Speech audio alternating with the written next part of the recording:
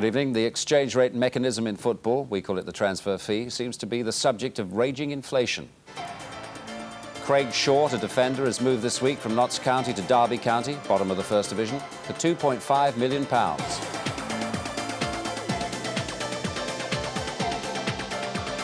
Manchester City recently paid over £2 million for a fullback, Terry Phelan.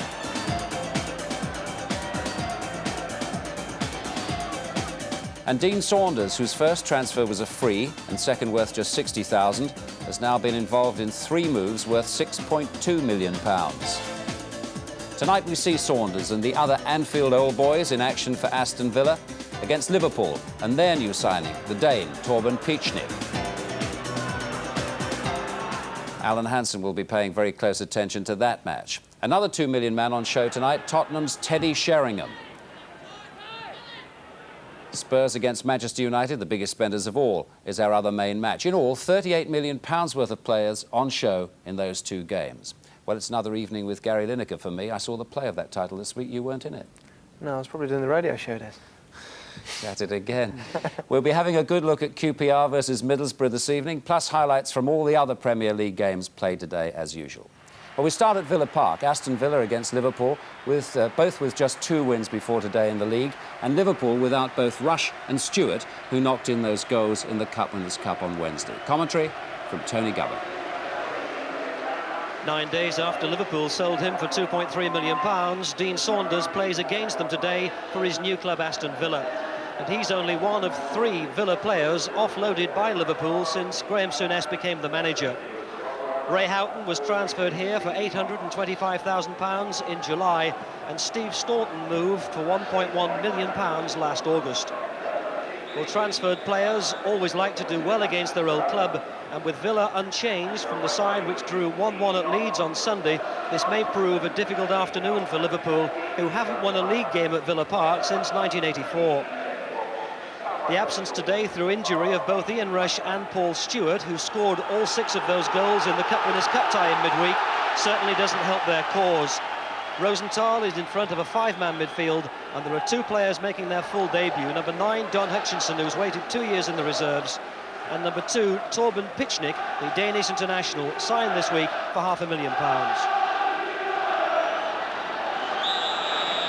Liverpool in the green strip start the match attacking the goal to the left. The corresponding fixture last season ended in a 1-0 win for Aston Villa. Tony Daly the scorer on that occasion. He's one of Villa's long-term injury absentees at the moment. And Liverpool, of course, don't need reminding that this has been their worst start to a league season for 28 years. Away by Wright to Molby. Mark Wright. What was intended for Nicol, but it was a poor ball, easily picked up by Froggatt. Here's Saunders, and won't he be keen to get a goal today? Thoughtful figure, Graham Souness. What a job he has, really, following the 4 previous Liverpool managers, who each won the championship for the club, between them a total of 13 times. Atkinson, Saunders. He's got very little support, Saunders. It's arriving now in the shape of Earl Barrett. Obstruction, and clumsy obstruction at that. Be interesting to see how this Danish international, who played in the European Championship final against Germany and Sweden, how he copes with the pace of British football. Because foreign players who come here do say how much higher it is. Here's Parker! It was a good chance for Gary Parker to add to the 3 that he's already scored this season for Villa. And the disquiet for Liverpool may be the way he ghosted through there. Molby, Hutchinson. Wasn't really any space to turn, was there? This is Gary Parker. They haven't succeeded in getting Saunders away yet, but maybe Mark Walters is here for Liverpool. Rosenthal! Oh, and he needed to be closely watched by Sean Teal. Staunton coming forward, brings Froggatt into the game. Now, it was a good cross here, just over the top of Dalian Atkinson, but it's retrieved by Gary Parker. On his left foot, is it? Houghton.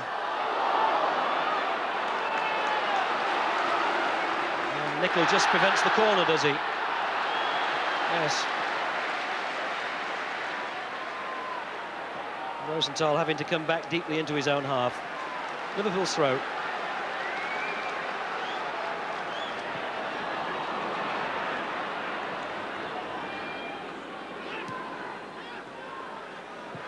Oh, that's a great ball for Rosenthal.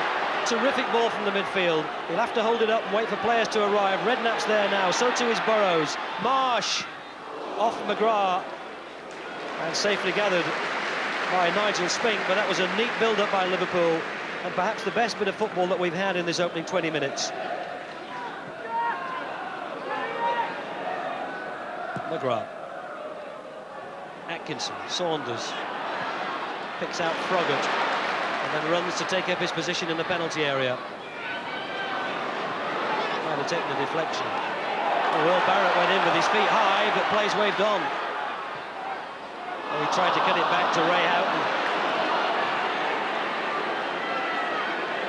Walters looks for support. Hutchinson gives Walters a chase and he'll get there as well. It's a good break by Liverpool. Across, and it's Staunton who cleared. The former Liverpool player makes the important interception with Ronnie Rosenthal just behind him.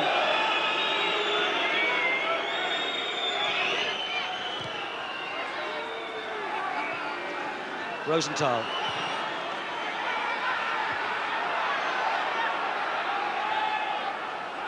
Still in play. Barrett was strongest. Delian Atkinson. Kevin Richardson. Froggatt's made a break down the left. A lot of space for him here for the youngster. Mark Wright's come out of the middle to cover him. That took a deflection off Mark Wright. Villa have a corner.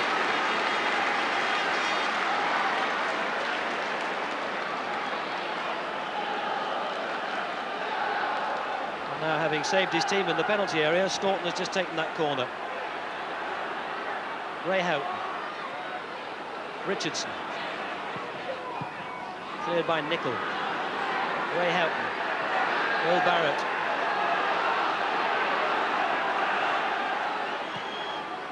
Saunders. Faces Piknic, who again gives a blatant obstruction. Play waved on. McGrath heads back and James claims it. But again, there was an almost naive obstruction there by the new signing Torben Piknic.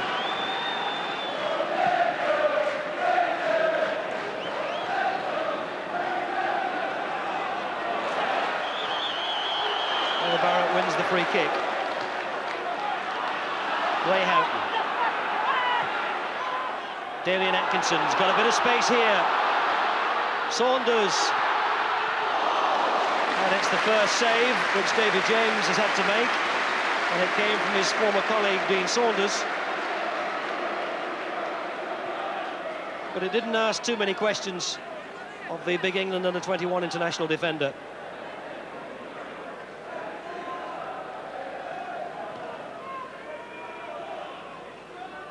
He'll let it run, and he might have made a mistake. Rosenthal's going to score. Liverpool, oh, he's hit the bar! What a let-off for Villa, and what a miss by Rosenthal. It's Sean Teal's mistake. Spink came off his line. Rosenthal claimed it with the goal at his mercy. Unnecessarily tried to hit it too hard. He could have rolled it in.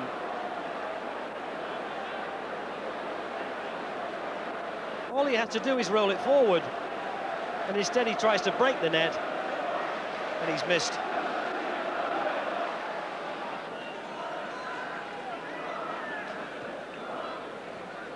Nicol. This is Marsh.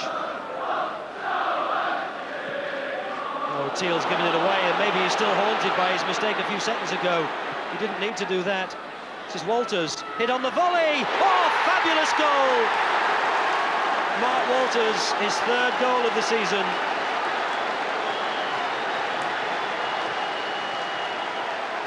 Two minutes to go to half-time, and didn't he hit that sweetly? Right across the front of Nigel Spink. And he was picked out with real perfection by David Burrows. And Liverpool get the goal that they looked almost certain to score a moment earlier. Game moving now into time added on to this first half for stoppages. Staunton, Ray Houghton. Parker leaves it for Houghton to run at them. Both Daly and Atkinson and Saunders had held back that time. This is Parker inside the defenders for Froggatt. Saunders has made a break to the near post. Dean Saunders has scored against his old club. In time added on to the first half for stoppages. He's got goals at every club for whom he's played. 24 for Liverpool in the 14 months that he was there. And now he's first for Villa in his second match. A typical Saunders goal. When Froggatt was freed down the left side, Saunders saw the opportunities and he made a terrific break towards the near post. And the whistle goes to end what turned out to be an explosive first half. Mark Walters, who played 223 games here at Villa during his career in 1982, 1987, putting Liverpool 1-up with 2 minutes to go to half-time. Villa's response was perfect. And what a second half that sets up. Villa 1, Liverpool 1. This excellent match, resuming on what we ought to say is an excellent pitch.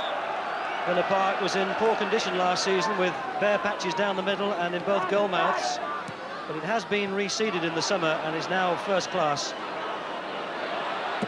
Neither side have made any substitutions.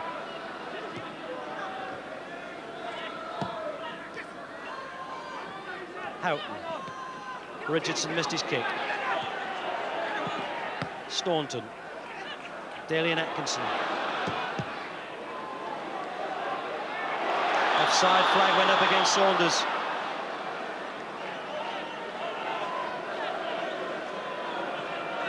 Marsh. Rosenthal's turn was impeded by Sean Teal. I wonder if Ronnie Rosenthal has cleared his mind of that miss.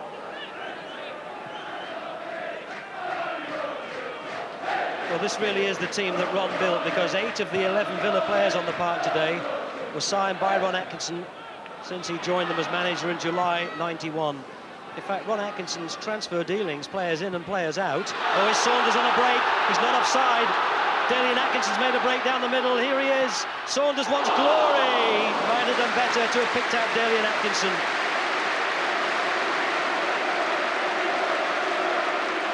Well, Saunders had taken up a wide position on the right, and it was Mark Wright who played him onside. And Daly and Atkinson's run into the middle was impeded at one stage by Steve Nicol. I was saying that Ron Atkinson has spent and has received some £20 million in transfer fees and currently shows a profit of just over £600,000. Saunders. Froggatt. It'll be Villa's throw. Number 11, Steve Froggatt. Houghton kept his balance, tees up Parker, at Daly and Atkinson. It's 2-1 Villa.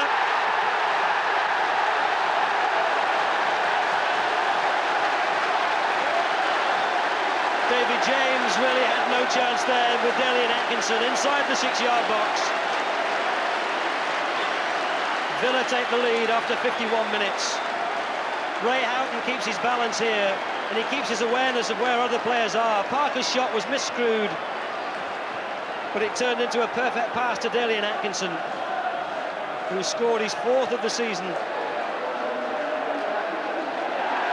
And poor David James, in Liverpool's goal, hasn't had a clean sheet in the 10 matches that he's played.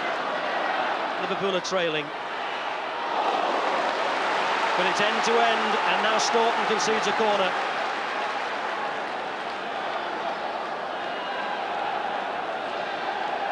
Taken quickly, Rosenthal, back to Marsh. And that record of Liverpool's of not having won here for 9 seasons, in danger of being extended to 10.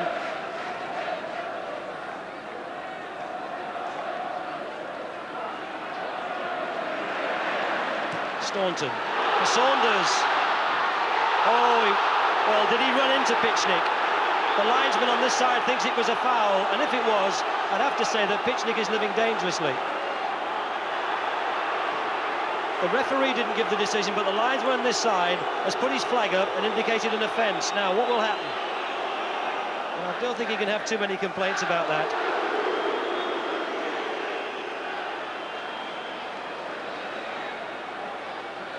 And maybe the pace of the game is proving just a little bit testing. Villa free kick. And number 8, Gary Parker, is a terrific striker of a ball. Houghton. It wasn't helped too much by the referee.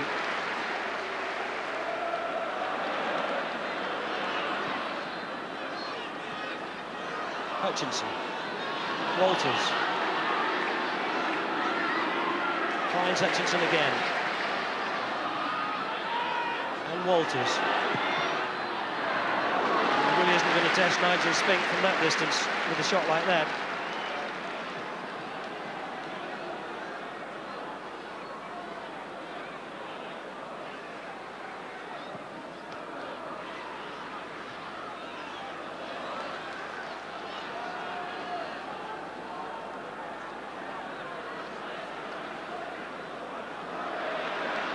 Daly and Atkinson able to turn and get in across to find Richardson. Right, who cleared.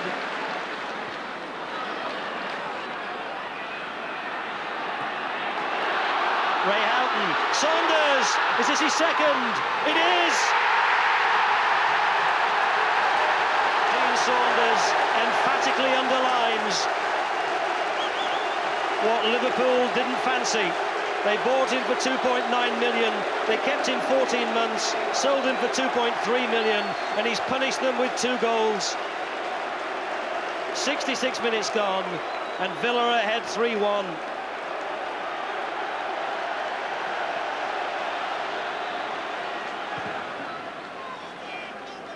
Hutchinson. Redknapp. Well covered by Earl Barrett. Parker's made a break and he's gone offside. He'll have to come back. Good tackle by Redknapp. Here comes Walters. Brought down, was he, by Ray Houghton? And McGrath just indicating that he didn't intend really to kick that into Mark Walters. Looks up just to check where the referee is, and he's standing there waiting, Mr. Don. And it looks as though the book's out and the card's out. Oh, he's calling him back. Yes, I thought he was. Free kick Liverpool, Ray Houghton shown the yellow card. And we're inside the last 15 minutes. Mulby. Cleared by Staunton. This is Redknapp. Marsh. Again, Redknapp, Spink off. Good stop, Spink.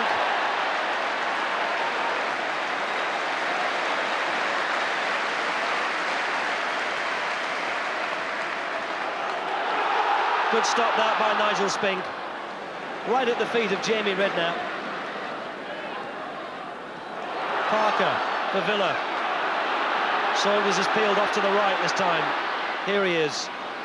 Faced by Pitchnick. Steps inside him, still Saunders. It's the woodwork. That's how close he was to the hat-trick. But he stepped inside the defender with real ease. Dropped his shoulder. Looks up to check where the target is and hits it right on the angle of crossbar and post. Villa finished 7th in their first full season under Ron Atkinson. Hoping to improve on that this time in the new Premier League. Gary Parker! It's beginning to look embarrassingly easy for Aston Villa. Saunders involved again. Little flick ball through to find Dalian Atkinson, who picked out Gary Parker with acres of space. 12 minutes to go, and Villa make it 4-1.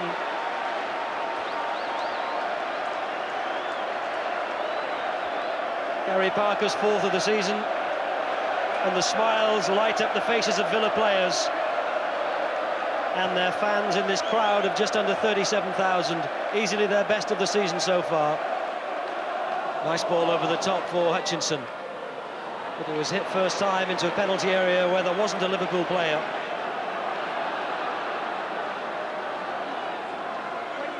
Houghton tried to pick out Parker. This is Mark Wright. Hutchinson. It looks like Spink should be favourite. Rosenthal got to it.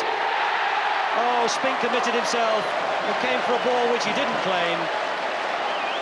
And Ronnie Rosenthal pulls one back for Liverpool. Well, Spink trying to make a save there outside his 6-yard box, and when he didn't get it, Rosenthal was able to nod it over the defender. And that's nice to see, the Liverpool travelling support trying to lift their team in these last few moments.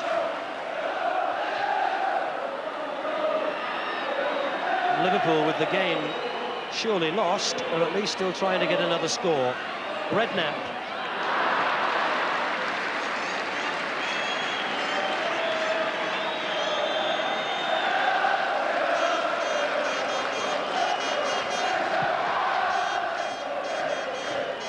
Burrows. McGrath. This is Molby. This is Walters. And the referee decides that's enough. And there's no doubt that it's been Aston Villa's day. Victors over Liverpool by 4-2. But surely the headlines tomorrow morning will all concern this man, Dean Saunders, who scored twice against his old club, and it might have been a hat-trick, but for the woodwork. And just a clenched fist to acknowledge to the Villa supporters that he's arrived. And joining us now from our Manchester studio is Dean Saunders. Well, that was pretty good today. Well, it was a bit better, yeah. I enjoyed the game today. It was good. You enjoyed yourself? Yeah, it was a Now, good game. if I was a betting man, I would have thought when you left home for that match, just before you left home, you'd have said, I want to score today, especially. Would that be right? I think so, yeah. Well, playing against your old club, you always want to do well, especially so soon after I got transferred. But I was surprised we scored 4 goals today because, you know, I've just come out of that Liverpool team and it's a good team. Did you think it was a good team today, though, the Liverpool side?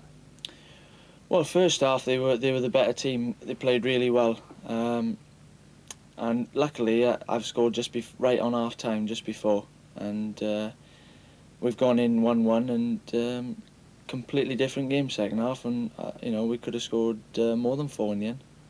Did you and Steve Staunton and Ray Houghton get together before the game and say, right, we're going to stuff them today?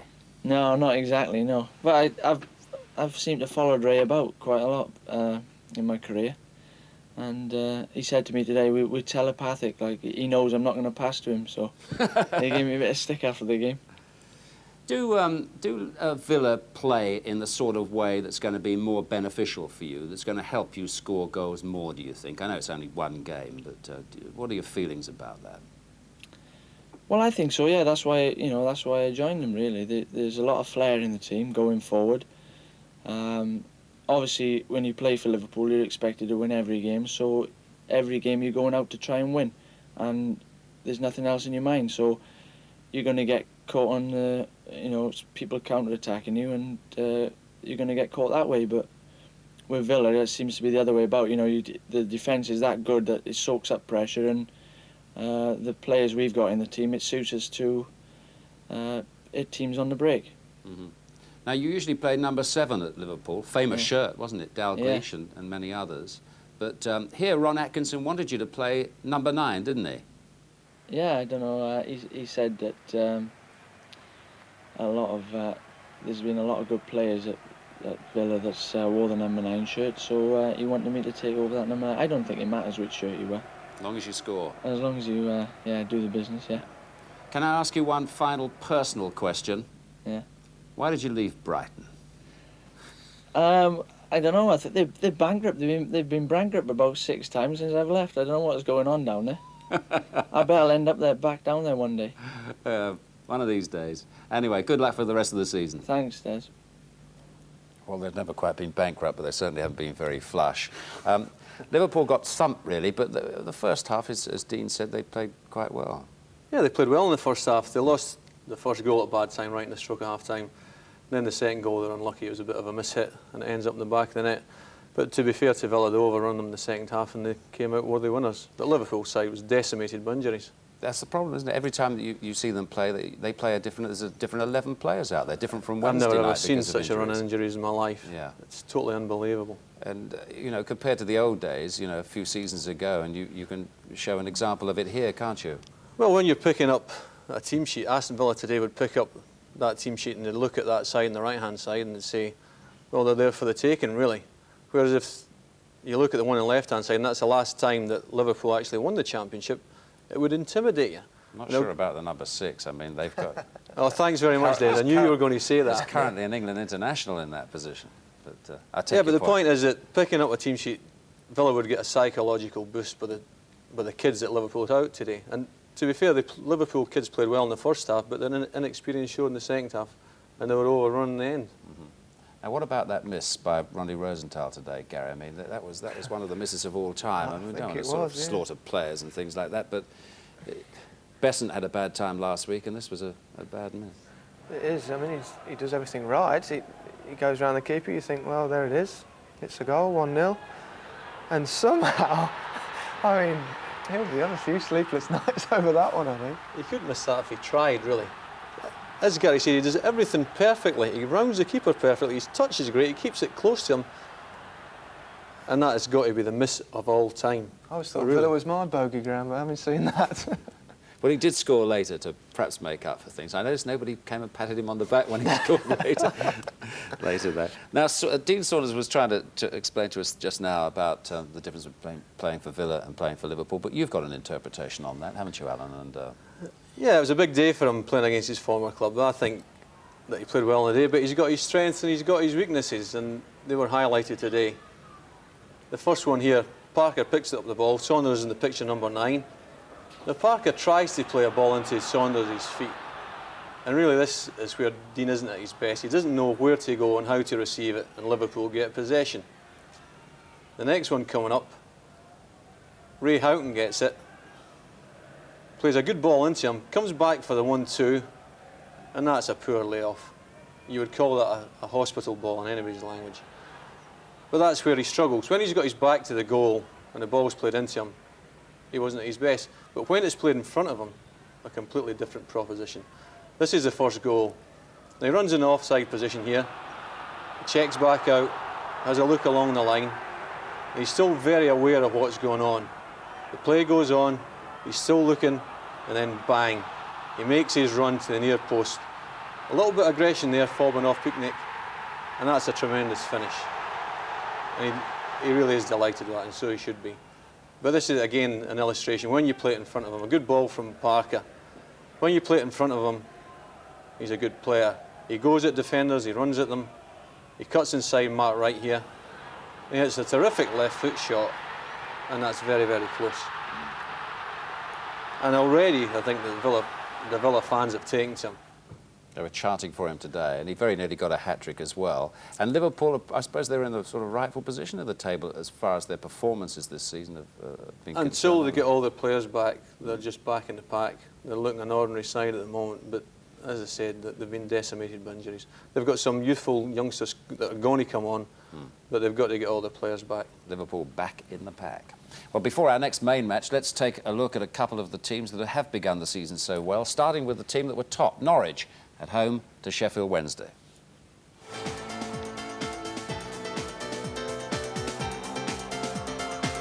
A Manager of the Month award for Mike Walker recognises Norwich's achievement. 6 wins and a draw in 8 games before today. When his team in yellow shirt set about Sheffield Wednesday, things were not so bubbly. But the only goal was a corker. Mark Robins' cross and Rob Newman's header. Norwich stay top. But afterwards, Newman reflected on the new spirit of resolution at Carrow Road. The managers drummed into us that, you know, a game is for 90 minutes, and, you know, it only takes a second to score a goal. And you know, it's shown in previous games. I think this is the first game where we've been in front. You know, and in the past we've gone behind. We've believed in ourselves, shown tremendous character to battle back, and, you know, we've got the just rewards. 2 goals in the first half hour at Selhurst Park was only the warm-up for an afternoon of major controversy. Wimbledon, with John Fashanu always a threat up front, setting up Neil Ardley for a goal on 24 minutes. Blackburn's response was immediate, Ripley setting up Alan Shearer, who confirmed his position as the Premier League's leading scorer with his 9th goal of the season. But there followed 3 sendings off, the first of which was Wimbledon's Vinnie Jones. He lost control as Kevin Moran brought the ball out of the Blackburn penalty area. His wrestling demonstration earned him a yellow card from referee Martin Bodenham. The problem was it didn't end there. As the players made their way back towards the halfway line, it appears Jones directed foul and abusive language not towards the referee, but towards Kevin Moran. The Wimbledon players, especially skipper John Fashanu, were incensed when Mr Bodenham decided that warranted a sending off. And on his home debut since rejoining the club, Vincent Jones was dismissed for the 6th time in his career.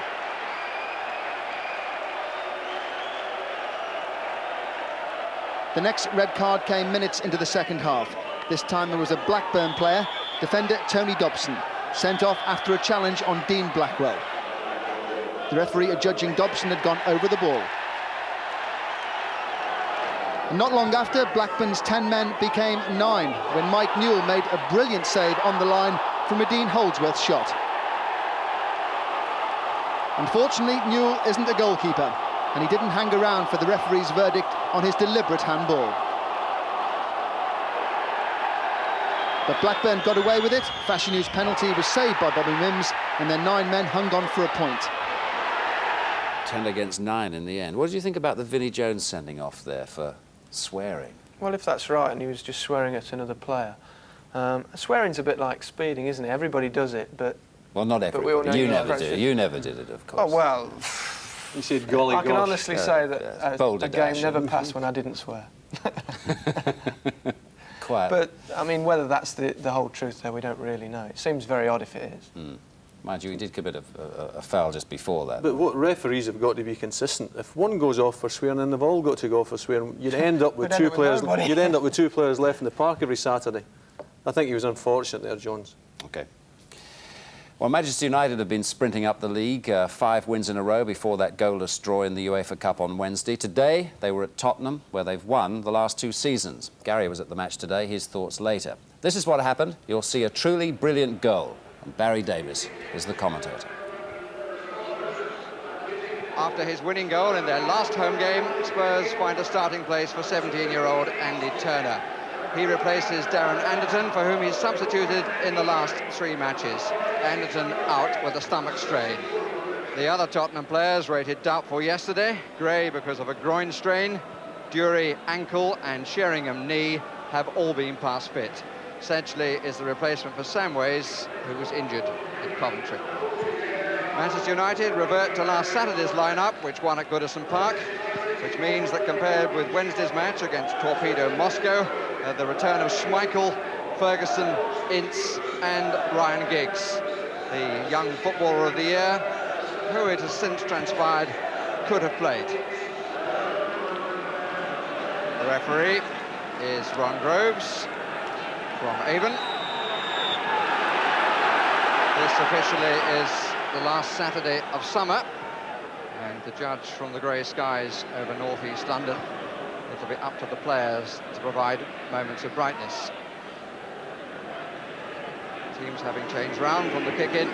Manchester United now building attack to our left. In possession, Ferguson. Now Giggs.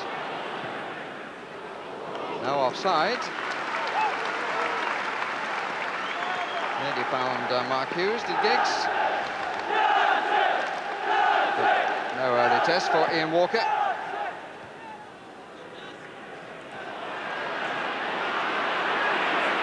Again, Manchester United coming forward. Giggs, cut out by Gray.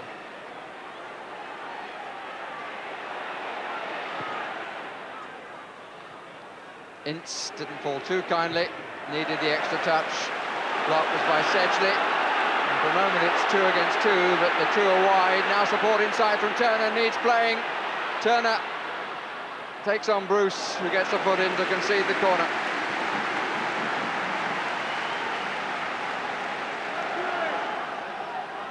Gray has gone to take the corner. Ruddock has the near post position. Just inside that post is Dury. Pallister's header. Giggs, that wasn't a good header by him. Shot was from Turner. Excellent throw out. Chased by Giggs.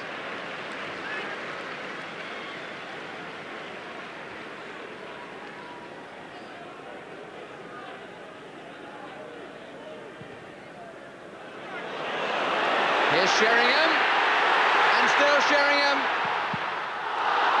Good block by Pallister.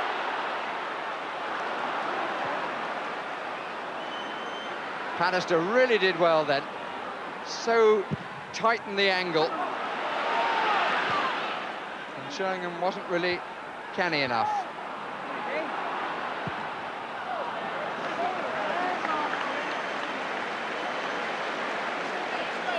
Pallister the rescuer, Sheringham the disappointed. Goalkeeper was committed, Sheringham did that part well, but look at Pallister, holds the angle and blocks with his right knee, come inside of thigh. Tottenham's Supremo alongside one of the 2 coaches, Terry Venables and Doug Livermore.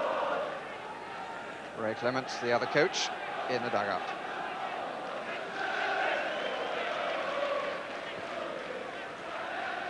Sheringham dug it out well.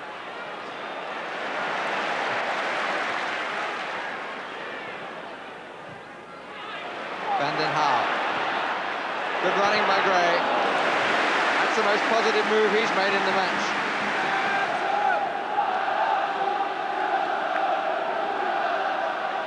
Dury, the one Tottenham player in the 6-yard area, and he's just short of the goal line. Any one of 5 to come from further back. But they aim for the one man in the area, which seemed a bit strange. Turner.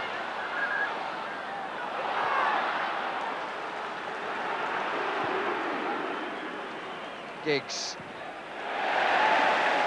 Given plenty of licence. Giggs. Well swept out by McClare.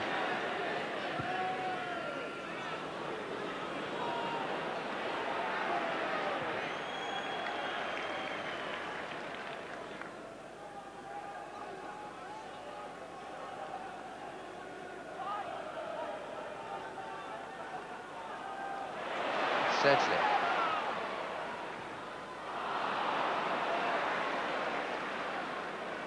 Bruce. Chelskis. Tons of room in which to turn and then go at Tottenham. Blackmore. Ince. Well, the shot had to come and it produced a very good save. They were queuing up to have a crack, although they were outside the area. And Ince got hold of that. Very good save by young Walker.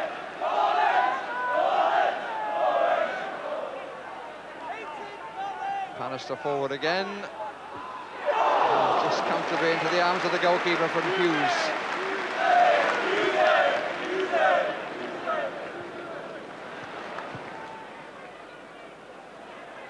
Just a couple of minutes. And it's beginning to look like a scoreless half. Which from some of Manchester United's play earlier in the half. It's little surprising to find we're still with a blank score sheet.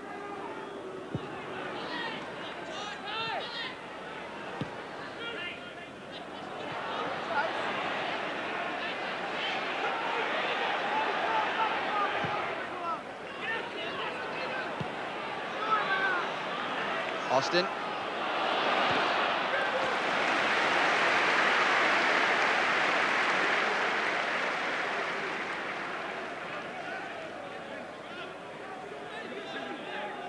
Looks a useful buy. Dean Austin. And from Southend.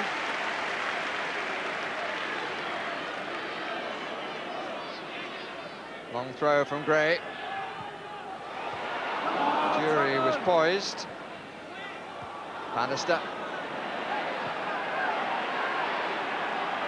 Ince.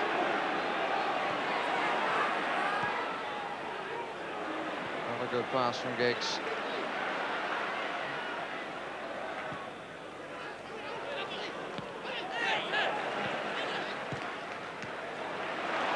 Gray. That's more like it from Tottenham, and that's a very good ball by Andy Gray. Beautifully pulled down, but not so well crossed. Too close to Schmeichel.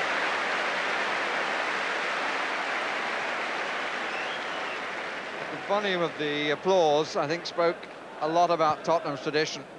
That was a real piece of football. Right on the stroke of half-time.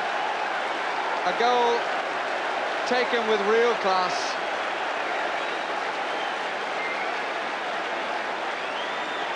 Inside the challenge of Austin, who maybe hadn't recovered, away from the goalkeeper. Nothing was going to stop him. Goalkeeper did all he could. But the finish was exquisite. And with that goal, Ryan Giggs goes off to presumably receive the congratulations of his manager. And Manchester United have a lead. They threatened for long spells during the first half, but which seemed likely to escape them.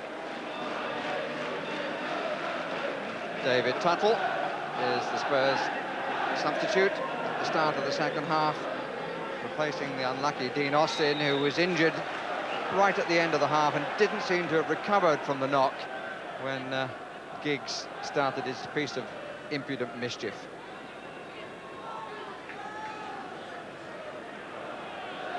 George Best back at the stand alongside Gary Stevens. Bit of a sandwich in which Sheringham was the meat.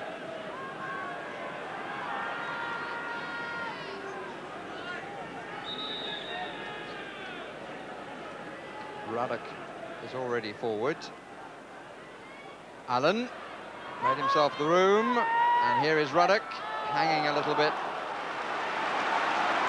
And the corner's given. I think that Owen felt with some justification that the hanging was with the help of his shoulders.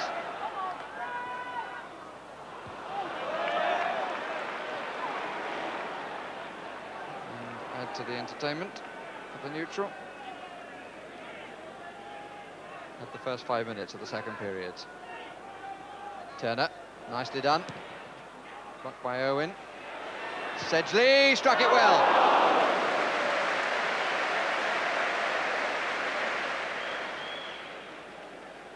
Clean hit with the left foot, but away.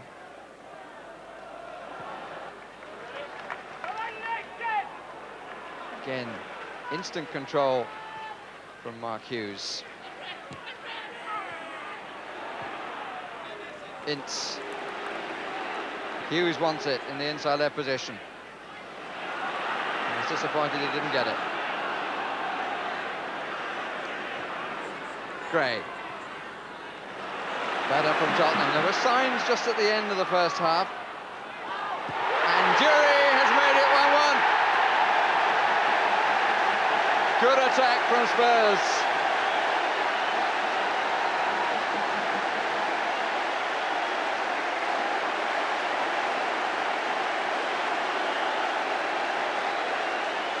Sheringham's cross. Jury's finish.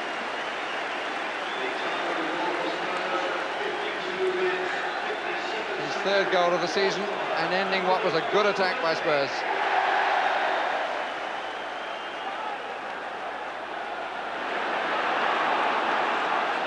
McClare.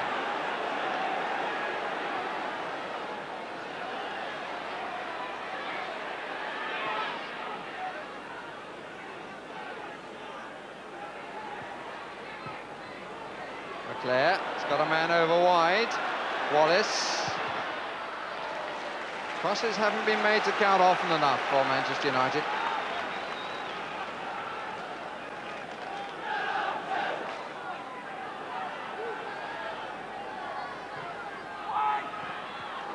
Hughes was up and ready. Pallister is now out of it, but they've still got 4 back. Ince had stayed back, so had Ferguson. Dury, Sheringham, the two working well together. Good signs there for Tottenham. Final ball is not a good one. Giggs. A lot of running by Owen out to the left. Hughes will find him. Ince. Managed to get a player wide, but couldn't find him.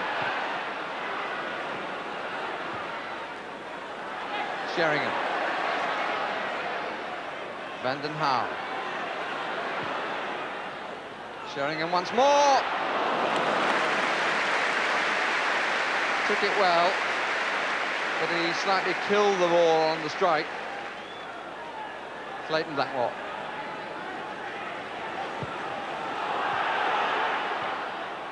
Nick Ferguson's side has won here the last 2 seasons, 2-1.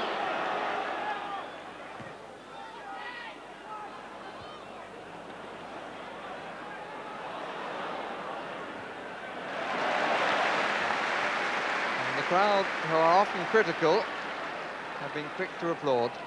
Tuffle's done a good job since replacing Austin. Hughes.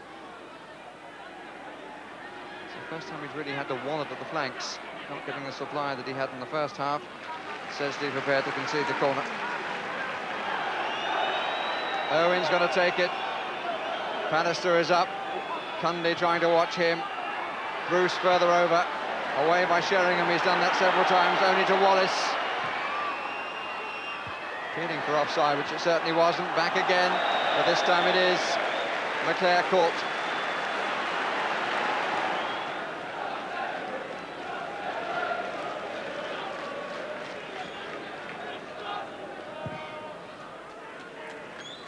Owen. A point won by Tottenham from a huge determination. Alec Ferguson's winning league run comes to an end. Giggs scoring for Manchester United on the stroke of half-time. That was an individual effort. Dury's was a well-worked team goal, and for their effort alone, Tottenham deserving of the 1 point. Manchester United should have done more in the opening stages when they certainly looked the more likely winners. Well, a brilliant goal by Ryan Giggs, watched by that former great star to whom he's often compared, George Best. He wears my number. He plays for Manchester United. He's got terrific skill, he really has. He's going to be a great, great player. So he's obviously going to have to suffer, I suppose, if that's the word, in the comparison. He's got so much confidence in his own ability. I mean, he's just... this is pure class. I mean, he takes it around. And you know, I said goal before he went round him. And that finish, I mean, that's world class. No matter what league you're watching. Absolutely brilliant, yeah. And absolutely no concern about the angle. I mean, however far he was going to go, he was going to score. He'd made his mind up. First of all, he had made his mind up that he was going past the keeper, and then he'd made his mind up he was going to stick it in the back of the net. You can't get better than that. He's tremendous, and he's a nice kid as well. I'll tell you what, are you complimented now by the comparison? Yeah, I mean, they might be saying I'm the second-round Giggs soon if he keeps playing like this. Good old George. It was great to watch him play. It was such a star. Did you see him play?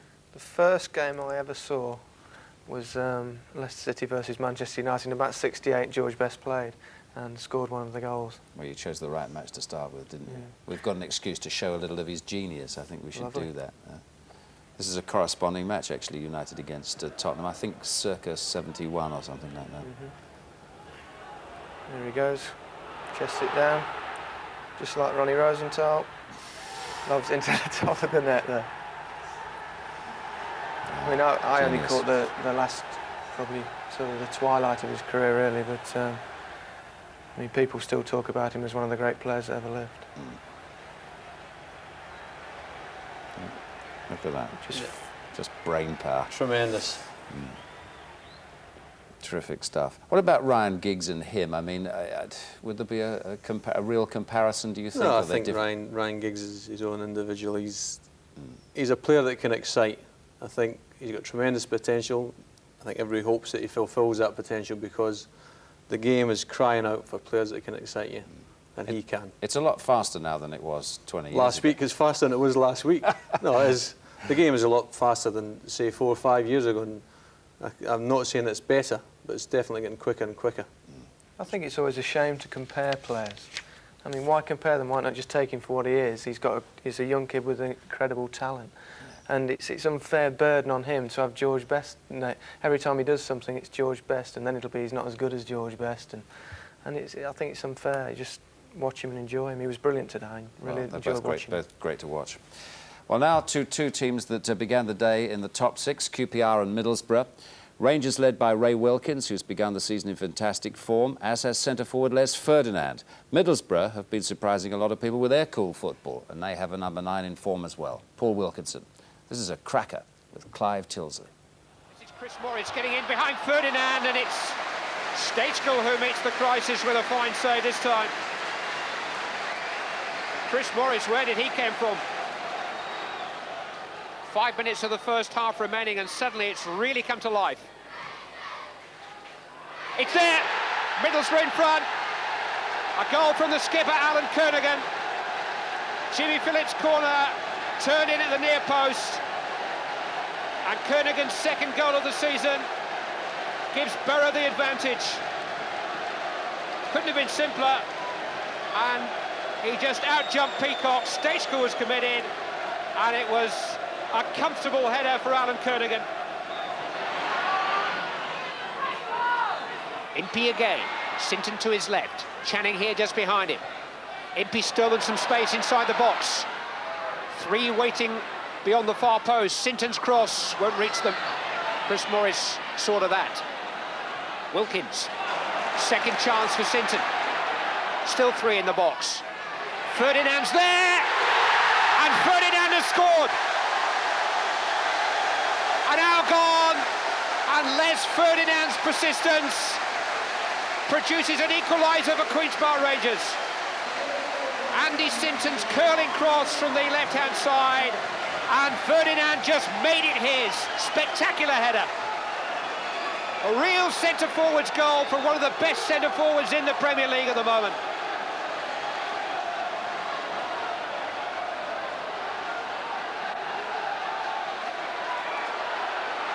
Maddox for Barker, and it's a different Queen's Park Rangers all of a sudden.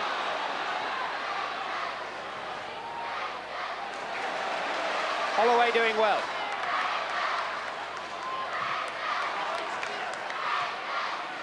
White's header. Maddox. Hendry in the way. Morris offering an alternative on the overlap. Hendry coming inside. Way by Channing. White. Slaven. Chance now for Tommy Wright. It's 2-1 to Middlesbrough. And within a minute of Queen's Park Rangers equalising, Tommy Wright has put Middlesbrough back in front.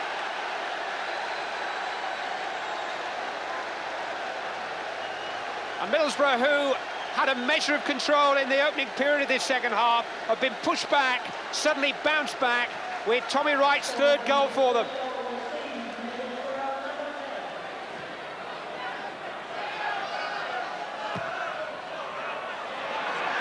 Penrice.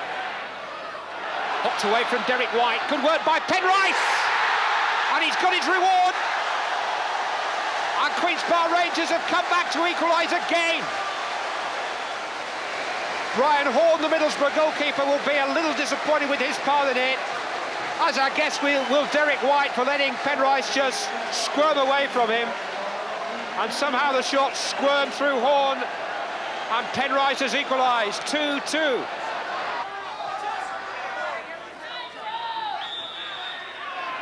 Peacock had his hands on Wilkinson's shoulders. It's in towards him, but it was Falconer who came round the back. And for the third time in the game, Middlesbrough take the lead. And will that one be the killer goal? Willie Falconer it was who got it. And he just tiptoed round the back unseen and had a free header from 6 yards, and Stayskill had no answer to it. Sinton with a free kick. Ran away off Maddox for Wilkins. Holloway, but charging in, it's come off the crossbar from Impey, and somehow Middlesbrough have smuggled it away. Sinton's gone tumbling, penalty! Well, if you like drama, this is the place to be. It was Andy Sinton who was tumbled, and Andy Sinton it will be to take the crucial penalty after Impey had gone so close. Stoppage time. Sinton versus Horn, 3-3. And Queen's Park Rangers just won't lie down. 3 times they've gone behind, 3 times they've recovered. And that is surely the final word on a fine afternoon's entertainment at Loftus Road. Well, the Middlesbrough players were desperately unhappy about that penalty decision at the end, but as I understand it, Lenny Lawrence saw it on television afterwards and thought it was a penalty. What was your view? I can't really tell. I've watched it half a dozen times. Chris Morris has the ball here. He's a bad first touch in it. Sinton comes across. Morris really doesn't need to tackle. And as I say, I've watched this half a dozen times. I don't know if he makes contact, but you can see why it was given. Mm-hmm. You know, he doesn't really need to challenge this. Sinton's gone away from the goals. But the question was, did he make contact? He was incensed. He didn't believe that he'd made contact. But I can see why that penalty was given. It was given. Yeah, it's a penalty kick. It was given. Now, Les Ferdinand, a lot of people are talking about him as a potential England player. In fact, he was at standby, I think, for the last England game. What do you make of him, Gary? I think he looks to have a lot of power and a lot of strength. And we see here Ray Wilkins knocks the ball down outside of his it was too. Yeah, he's still one of the best passers in the game. Mind you, he didn't have to put the spin on it. And Andy Sinton knocks a great ball in, and Les Ferdinand gets up very well indeed. Looks like it might just to come off the defender as well, but he's scoring goals, and he's got to do it on a consistent basis, and if he does that, he could well find himself with an opportunity in the national team. Right. Well, now the other matches of the day, starting with the only team that began unbeaten, Ipswich. They were away to Oldham, where it must definitely be worth having a season ticket. After Ipswich in white had frustrated Oldham for half an hour, it was open house at Boundary Park. Ian Marshall left free to head in Nicky Henry's corner. That changed the Ipswich game plan to Oldham's benefit. Early in the second half, a weak defensive header, and Graham Sharp volleyed in the second. 3 minutes later, Steve Redmond's free kick, Gunnar Haller's header, 3-0. Ipswich's unbeaten record was coming to an end with a vengeance, but John Walk, so often their inspiration this season, started a recovery. It didn't last. Oldham added yet another headed goal. Nicky Henry, top corner from a Steve Redmond pass. Joe Royal was happy with that, but distinctly displeased at the lapse that allowed Neil Thompson to scramble in a second Ipswich goal right at the end. Oldham's matches are now averaging almost 4 goals per game.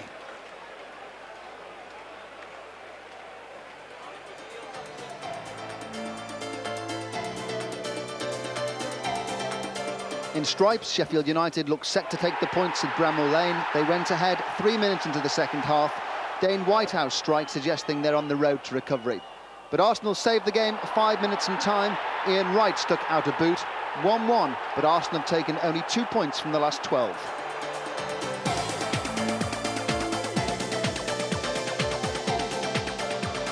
Southampton in difficulty in the Premier League, Leeds with problems in Europe. 2 troubled teams met at the Dell, and it was the Saints in the striped shirts who opened the scoring. Perry Groves from Matthew Le Tissier's fine pass. It was Groves' first goal since his transfer from Arsenal. That was just before half-time, and Southampton held it until 6 minutes from the end. Then, like drowning men bailing out the lifeboat, they failed to clear their own penalty area, and Gary Speed had salvaged a point for Leeds.